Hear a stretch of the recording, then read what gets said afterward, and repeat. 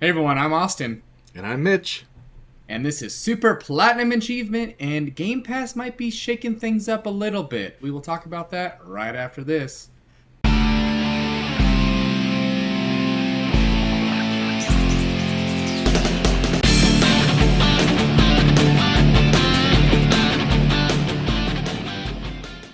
First off, if you're new here, go ahead and smash that subscribe button right down there. We really appreciate it. It helps us out a ton. Also, if you like this video at the end, go ahead and give us a big thumbs up. That also helps us out a ton as well. So yeah, Microsoft has announced a few changes to their Game Pass. I don't know if it's in the wake of Sony announcing their three-tiered system for essentially Game Pass, but their version of it. So yeah, we're going to jump into that. Mitch, Yeah.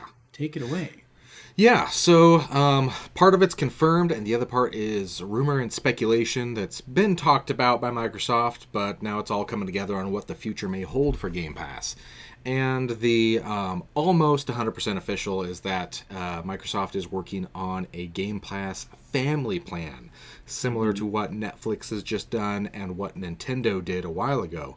So instead of multiple people having to pay $15 a month for Game Pass so that they can play each other on online games, because if you don't know, if you only have one Game Pass in one account, you can't play each other online. Even if you have two Xboxes in the same house, you have to have separate accounts. So for stuff like that, they are going to make it so people can still play each other online and at the same time save money if you have close friends or family that want Game Pass. So like what Nintendo does. Yes. You're just going to most likely have one big chunk that one person pays, and then you can add up to so many different accounts on this family plan. Which in the end would be cheaper per account Yes. than it would be. Because I think for Nintendo, it's almost It's a lot cheaper. You almost just need two accounts, and you're already saved money. Yeah, That's all it after two accounts makes about the same with Nintendo, and then three accounts, you're saving money. So there you go. Yeah, it's going to be really similar. And on top of that, this is going to be bad news for a lot of people. But we've talked about this in videos past. They are going to be, that there's no way they can keep the current price plan with Game Pass with everything they're adding to it. And I think this is a step in that direction. It sounds like they're going to be getting rid of all other options except for Game Pass Ultimate.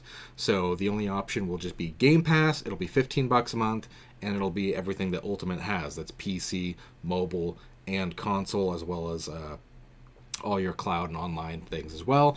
And that Xbox Live Gold is going to just be gone, dead, get rid of it. It pretty much already is.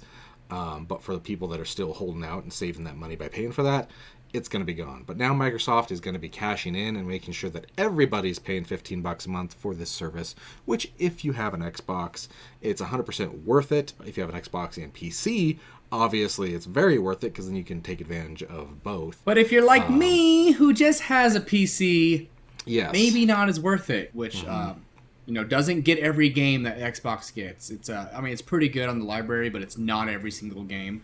Right. And also, and I don't use it as much as maybe if I had a console, I would. So a lot of the console stuff I get, I end up just using. If it's for PS5, I'm probably just going to get it for PS5. Or I'll just end up getting it through Steam or something too.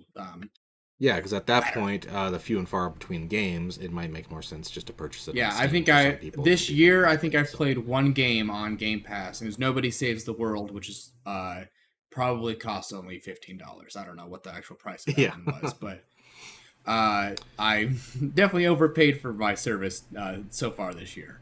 Yes. So for people that aren't using Xbox as their primary gaming platform, it's going to be a big letdown. For me, it's going to be the same because I have Ultimate, but even myself lately, I haven't used it as much because all the games I've been playing have been games that haven't been coming to Game Pass. The last one that I really played that was on Game Pass was Halo, and that's been a while. So I've been paying this $15 a month and haven't used it, and that's after Halo came out. That's a price of another game basically that I haven't used. And it just falls back to the same argument: is Xbox doesn't have the games yet.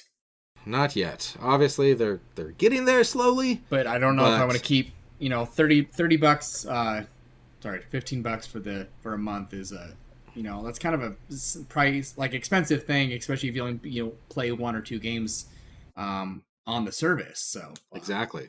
Yeah, and like I said, like myself. I used it in December, so that's a $60 game. But then I haven't used it since then, which is since December. That's $60 I've paid in monthly subscription services, and I haven't used it. Granted, they're there when I want them to be, but the games I've been playing, I've been having to buy Elden Ring, and then games that are just on other platforms, Kirby.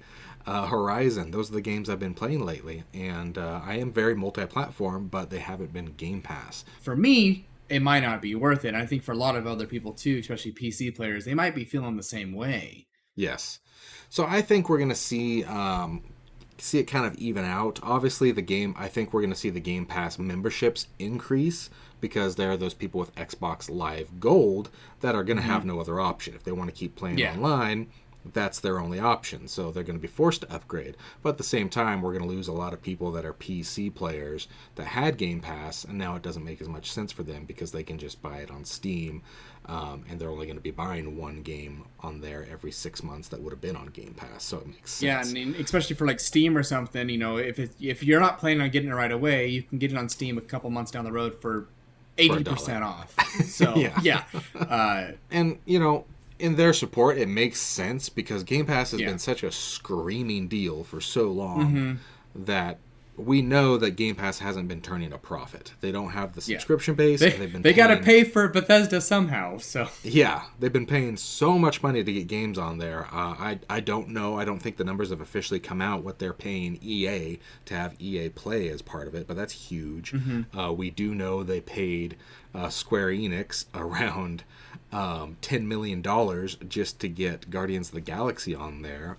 3 months after it released, or more than that? Yeah, it was months. It would have been one thing if it was a day one launch, but it was 3 months after it was out. Yeah, it was more than 3 months because it came out in October. There. So October, November, December, January, February. It came out in March. So 5 months later, they're paying $10 million for one game. They got to recoup that. So we've been talking about it for a long time. It's been a long time coming about a price increase. This isn't necessarily a price increase, but it's getting rid of other options. So they kind of snuck up on you and did that because Phil Spencer did say, yeah, we're not planning a price increase anytime soon. Gotcha. They sort of did. But it's not. It's not a price increase. It's just getting rid of the other options. Yes, exactly. So, but it makes sense. They need to do it in order to keep it going, and it is going to, get rid of these old options that don't make sense anymore as Xbox Live Gold, and now they're going to start hopefully turning a profit here eventually. Probably not still for a couple of years after they get their subscriber base to over 100 million. I think is what it's going to take.